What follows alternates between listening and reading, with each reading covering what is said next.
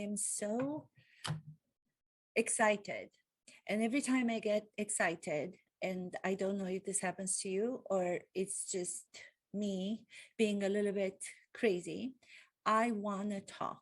So instead of talking to myself, I'm deciding that I'm going to talk to you. What is the excitement about?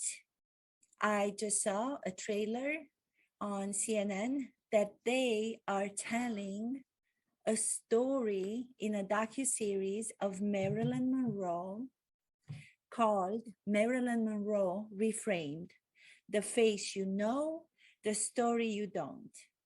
And once I looked it up to find out more information about it, I was so excited because people such as Ellen Burstyn, who's one of the presidents of the Actor Studio, and I was privileged enough to actually work with her on that stage of the Actor Studio some years ago in the Chekhov Cherry Orchard play, is going to be one of the people interviewed on this docuseries on CNN.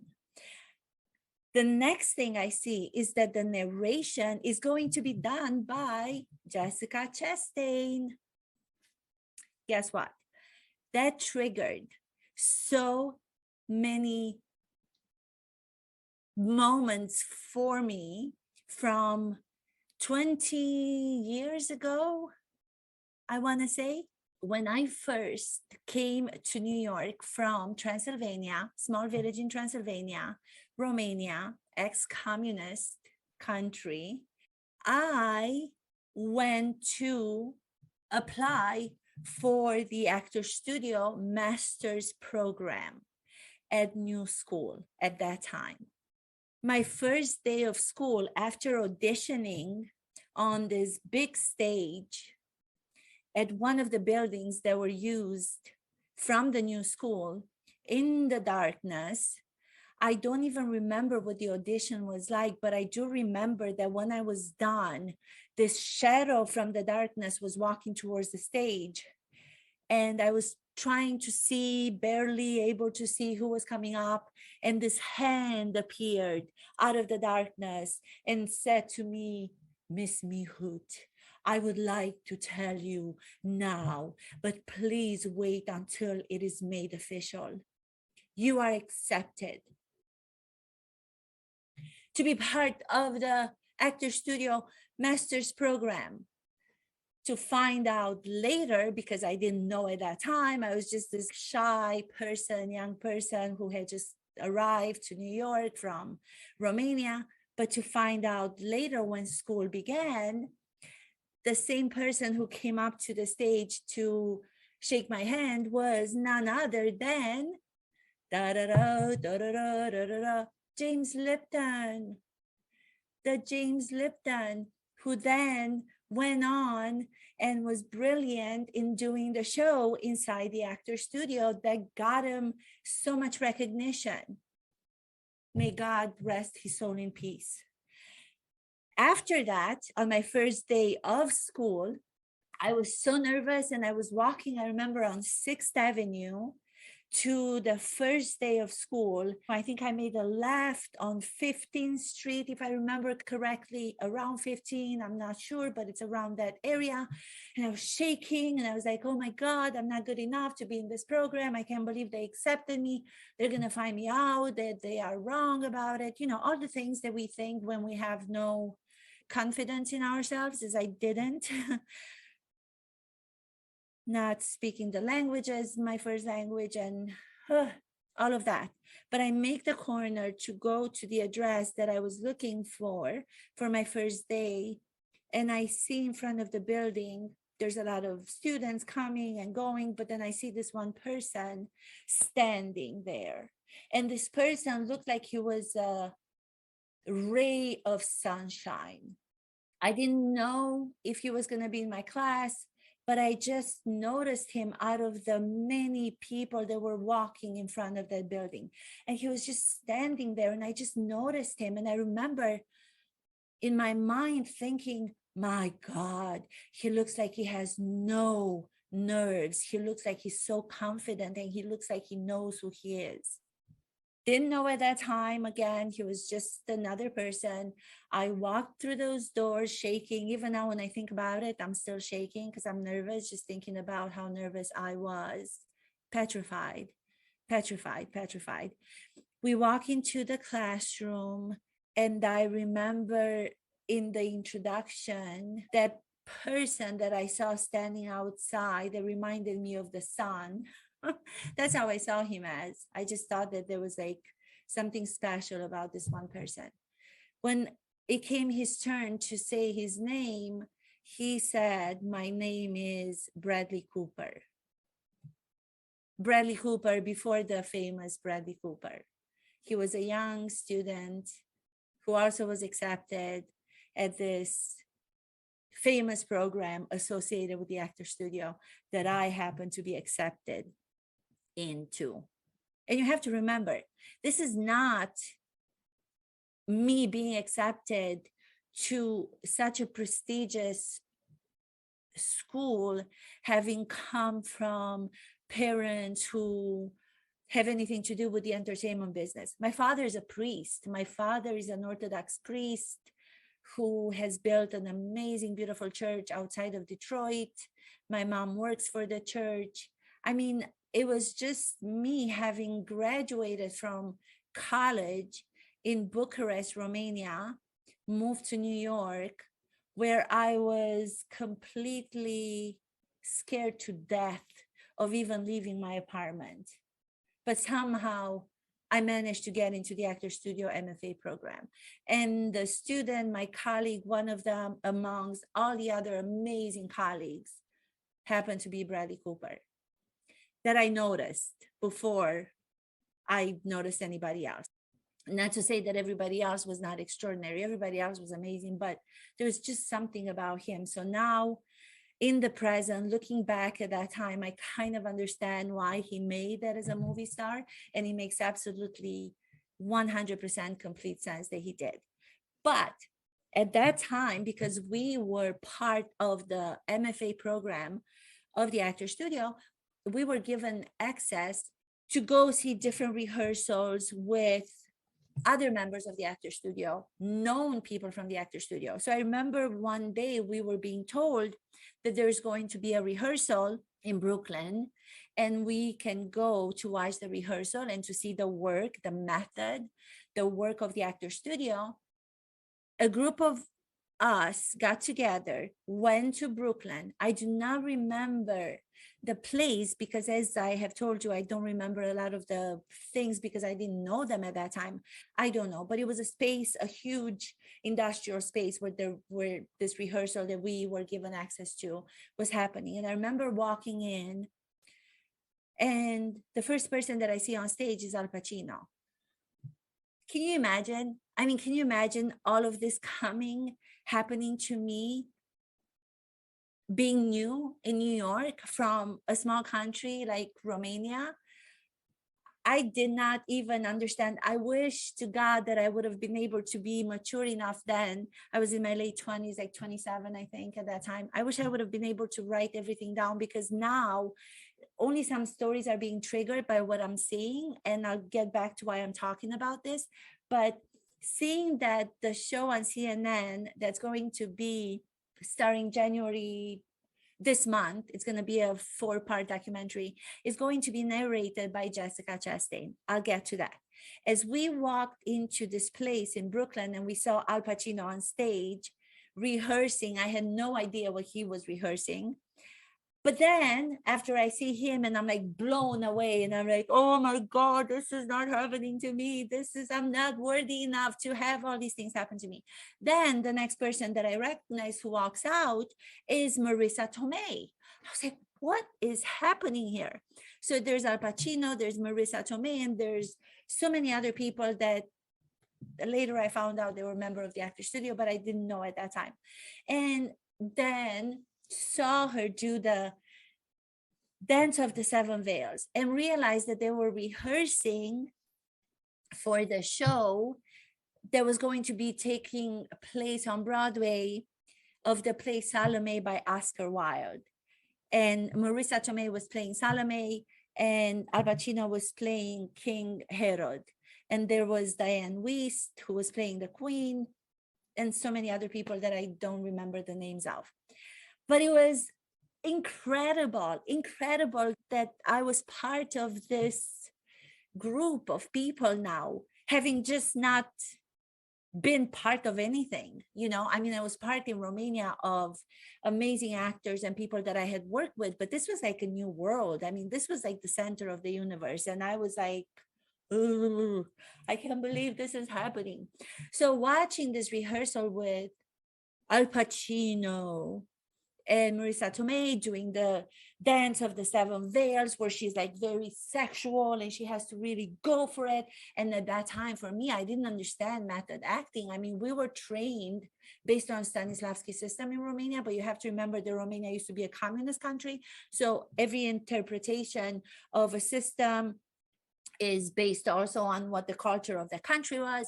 So when I saw Marissa Tomei come out and really be so private in front of the other characters and in front of us watching, and being able to really dance as if nobody was watching, that's where the expression probably came from. She was doing a private moment, which is, can you do something that is so raw and vulnerable and shows a part of yourself that is difficult to share with the public? I later found out that was called a private moment. And I was blown away. I could not believe that was happening. And I'm like, this is never going to be me. I'm never going to get to that level where I can do this. Like, what am I going to do? I think they made a mistake again about accepting me, and all of that insecurity came in, but I was happy. So there was mixed emotions. They were doing the rehearsals directed by Estelle Parsons, whom I later found out won an Oscar for the movie Bonnie and Clyde as Best Supporting Actor, directed by Arthur Penn. She was one of the artistic directors of the Actor Studio. Arthur Penn was one of the presidents of the Actor Studio. He was part of the Actor Studio. If not president, he was part of it. All of these like select group of people that when I was in Romania, I could only watch from far and say, oh my God, look at these amazing, extraordinary actors. And then I'm like in the middle of all of them. All of these things are happening to me. And, if you don't know how to take it, it's like scary. I mean, it's wonderful at the same time, but it's mostly scary if you're not prepared for it. So we're watching that. And I'm learning all this information that they were going to do this play, Salome, on Broadway. They went and they did it. But then we found out that Al Pacino was not only going to finish that play, but he was going to do a tour of the play, and he was going to go to the West Coast. And also he was going to do a movie of the same play. And he, I believe, decided that he wanted to go with somebody else that was unknown. I don't know exactly the particulars. I don't know the details of why Marissa Tomei was no longer Salome, but I think it was because he wanted to go with an unknown. And that unknown was Jessica Chastain, the Jessica Chastain now. But at that time, I believe it was her first role after she had graduated from Juilliard, from what I read in an article. She had just graduated, and Al Pacino cast her to play the stepdaughter in Salome, the character Salome. So if you're watching for the movie, you can now watch her do this dance on YouTube, online, and she is amazing. I usually give actors that same scene of her dance because you can find it online. Whenever I try to explain to them what it means to do a private moment, going back to what it means to be private in public, or to go back to even before Strasberg decided to call those moments private moments, to go back to Stanislavski, it's called public solitude, which is the same thing. It's revealing yourself in a way that if somebody walks in to see you, or if somebody is actually watching you do whatever you decide that you are doing, you would have a hard time continuing doing it, or you would adjust the way that you do it so as not to feel completely vulnerable and open. And then you see Jessica Chastain, and please go to see her. You can put Salome, Jessica Chastain, the Dance of the Seven Veils. And she has the goal as the character to be able to seduce the stepfather, who is King Herod, so then she can ask for what it is that she wants, which is the head of John the Baptist. I mean, can you imagine the way that the dance has to be done for her to achieve the goal of getting from King Herod, the head of John the Baptist? She's brilliant in it, but that was her first role. And now going back to Marilyn Monroe and the docuseries that is going to be on CNN, I find out that it's going to be narrated by no other than Jessica Chastain. So when I was watching the trailers that started to come on a couple of days ago, I was so excited. I was like, oh my God, I cannot believe that this memory was just triggered because of seeing that on CNN. And I'm so excited to see that there are people who are doing the story as they describe the series. Marilyn Monroe, the face you know, the story you do not. Something to that. I'm not quoting anybody. And I am so hopeful that it's going to be about the artist, Marilyn Monroe, because having graduated from the 3-year of the master's program, then I had the opportunity to audition for the actor studio. There's a difference between the school, the actor studio, the program, and then in order to become a member, you have to audition.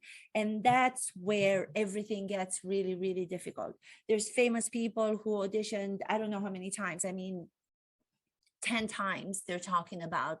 Dustin Hoffman, Nicholson, they had to audition I don't know how many times before they got in. So for me to actually audition for the actor studio after graduating in the same year with Bradley Cooper again, and to get in on my first try, again, it was something like sublime. It was something that was like a miracle. So that's why I do believe in miracles. When people tell me that I have these arrogant aspirations of wanting to do things or of reaching further than where I'm supposed to reach because of my background, being from such a modest upbringing, I tell them, would anybody have thought that I was going to be in the same class with Bradley Cooper?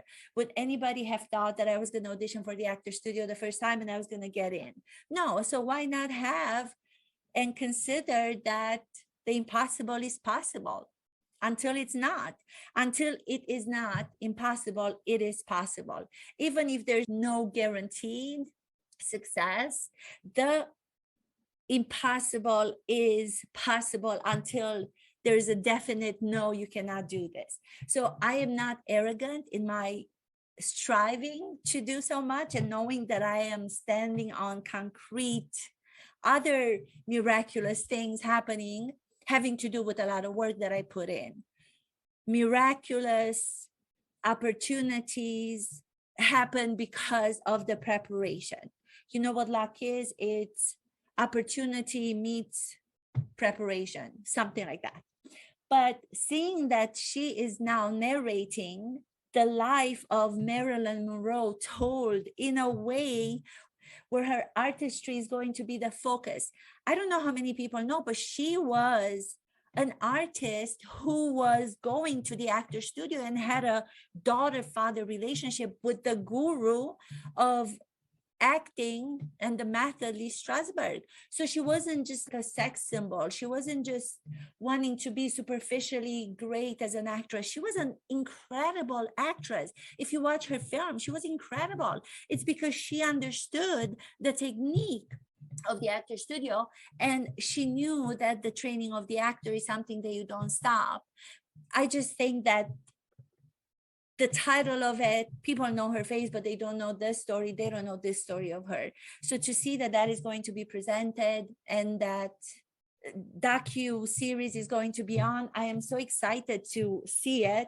I usually don't get so excited about something when I see a promo for it, but when I saw this, it just it just triggered so many wonderful memories from my youth, from my 20s.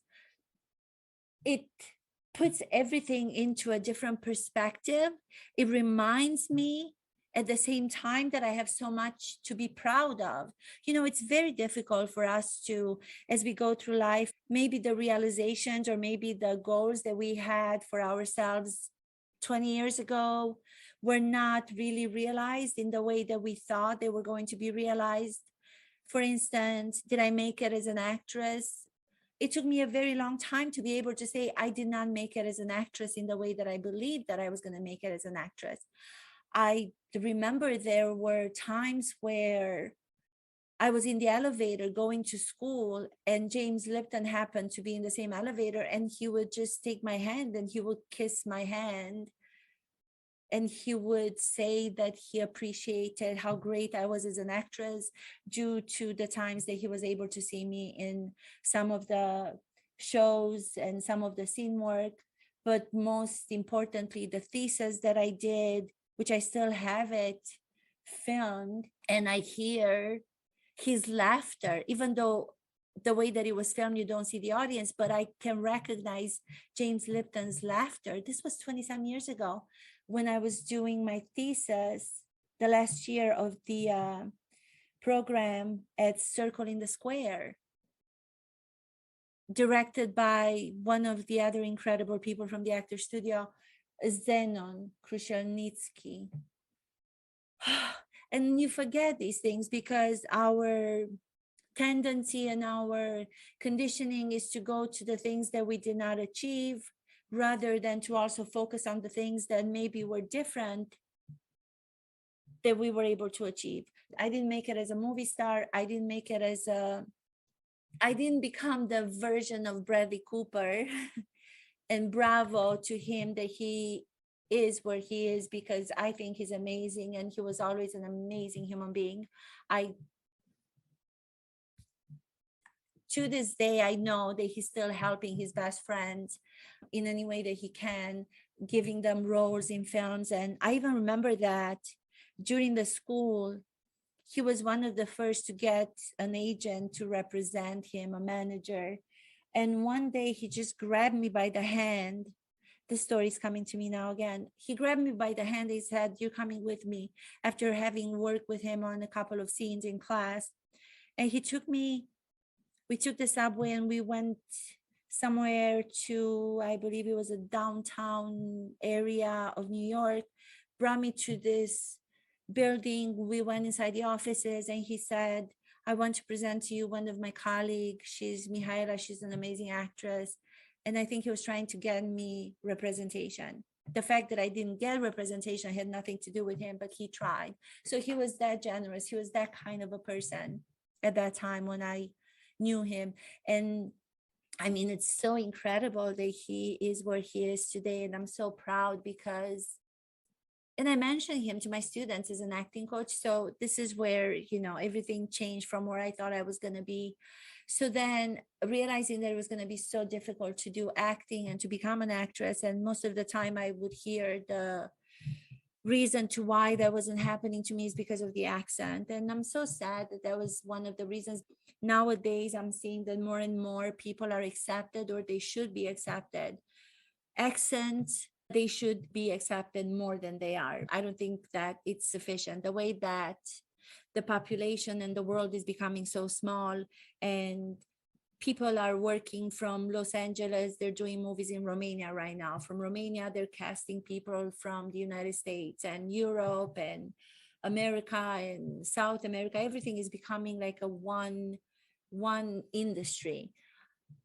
I just hope that people with authentic backgrounds and authentic first language, not necessarily being English, would be given more of an opportunity, because I think we would be richer and we would be better as humans and understand each other so much more, because the role of the actors and the responsibility of the actors is to make us have empathy for other people. They put themselves in the shoes of so many characters that are so different between them, which means that they have to search inside of themselves to find those different personalities, those different sides to them, and bring them out. And when doing so, you're also revealing to the world that we're not just one personality, we're just not one kind, we're all kinds, we're all different people inside of us, no matter where we come from. At the base of everything, we're humans. I mean, that is what connects us. What could be more profound and powerful than the fact that we are connected through our humanity? You know, and also what they do, which is amazing, is fiction, fact. The actors have to know the difference between this is fact and this is fiction. With everything that's happening in the world, because of political want of some people to have all their power and not care about what's happening in the world and not care about what they should be caring about, which is the people who elected them, they're blurring, and they're mixing the fact fiction intentionally because they want to confuse people. Well, actors are the ones who are saying, no, this is who I am. I am an actor who's playing a character. This is who I am. Does it mean that I become the character? No, it's still me. The sides of myself that maybe I have not shown to public yet, I'm going to try to see if I can reveal different sides of my humanity what matches other people's humanity, who might be considered different, but they're not, because we're all a mixture, a complexity of different kinds of emotions and cells and beings. Going back to Marilyn Monroe docuseries on CNN, I cannot wait to see it. Jessica Chastain narration, Ellen Burstyn, one of my mentors. Oh, it's going to be part of it. I do hope that they are going to reveal the side, having talked about sides of people and actors that we all have. I hope they're going to reveal a lot of her artistry. Marilyn Monroe at the actor studio. There's some beautiful pictures actually in the actor studio where you can see her. At that time, people were allowed to smoke inside, and she's in the middle of all the other people, just as any other human being, listening, paying attention with a cigarette smoking. So this is really, really exciting for me. I cannot wait to see it. And I'm sure it's going to be really revelatory. And it's not going to be just the things that we know of actors, as it is so much, you know, in the world. I get a little bit disappointed when I talk about experts who go on and interview actors, and you watch those interviews and they're all the same. The interviews are being done by people who are being put in those positions who don't know the actor's work. So they do the superficial interview base, questioning the celebrity. James Lipton, and he knew that he was going to have something that was original and authentic. I'm sure people were telling him that nobody's going to be interested in the actor's craft or the actor's process or the actor's work when he came up with a inside the actor studio program. And for him to believe in it and to know that it's going to captivate the world outside of the entertainment business, because it has to do with revealing tools and techniques, controversial techniques at times, how to understand ourselves as human. That is the most important training that actors must do. Before they work on any role, on any character, they have to self-reflect every time, find another part of who they are that's new, so they can put it forward for this new role that they are playing to keep audiences entertained.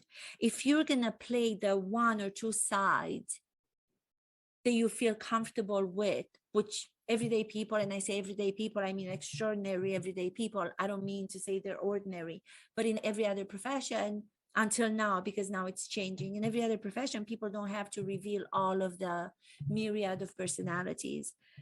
It's not asked for. You don't have to entertain as much.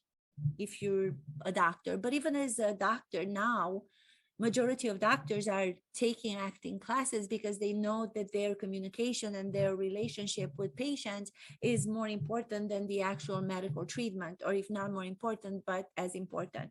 Politicians, the same. I talk about that in other episodes. You see what's happening. The politicians who have had reality shows on TV and have kind of given the population an insight into who they are being voted for, because people through them feel that they are being themselves liberated. That's what actors do. They liberate the audience watching the actors on television or in the movie theaters. We don't have to do the dance as Jessica Chastain does in Salome. We don't have to do it, but sitting and watching her do it gives me that belief that I have that inside of me, and tells me not to be afraid to fully go for something. Doesn't have to be the dance. It could be for something else that I want in my life. She's saying, go for it. The same way that I go for it in my dance in order to achieve something, in order to achieve a goal, I am getting the same understanding for myself to go for something, even if I'm afraid at first. And I don't want to be looked at as someone who's crazy by fully going for it. She's saying, go for it.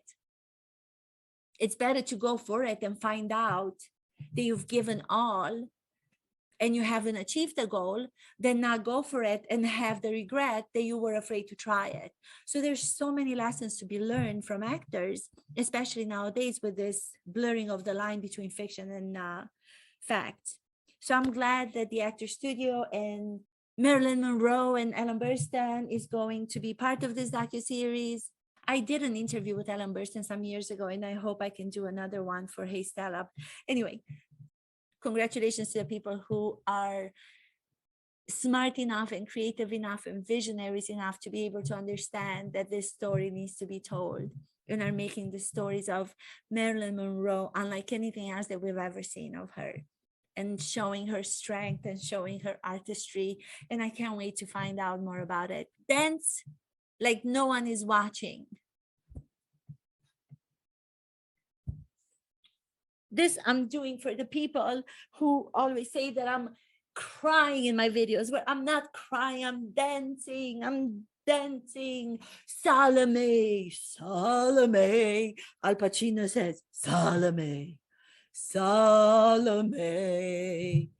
What do you want, Salome? I'm doing Al Pacino. He's doing himself so much better than I'm doing him. And then she dances so she can give him no reason to say no to what her desire is, which is to have the head of John the Baptist, which is a huge request. I'm not saying that we should have those goals in mind, but our goals in life could be to letting myself dance freely and not caring what other people are going to say about me, even though my mind is telling me to care, is already helping me being a better teacher when I tell my students to not hold back and to not be ashamed of who they are with everything they have inside of themselves and outside of themselves. So it makes me better in the way that I transmit the message, because I have completely let myself feel it. I'm demonstrating it. I'm not just saying it. So I know what it feels like, so I can guide them. If I do the dance and the private moment exercise in acting classes with actors, I can lead them. So I can't just be the person who's sitting behind the desk say, yes, do a private moment and don't be afraid to just let go. But while I'm going to be just sitting here and doing nothing because I'm embarrassed to do that myself, it's helping me in that. Thank you for listening. Phew, phew.